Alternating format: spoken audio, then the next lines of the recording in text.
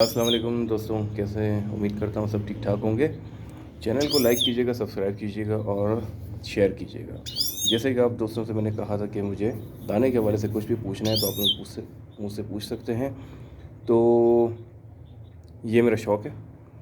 ये देखिएगा, मैं भंग दाना इसको खिलाता हूँ भिगो के तकरीबन 3 से 4 दिन। उसके बाद इसको धूप में सुखाने के बाद खिला देता हूँ। ये मिक्स दाना है कनेरी का और ये पिसा हुआ बादाम है बस।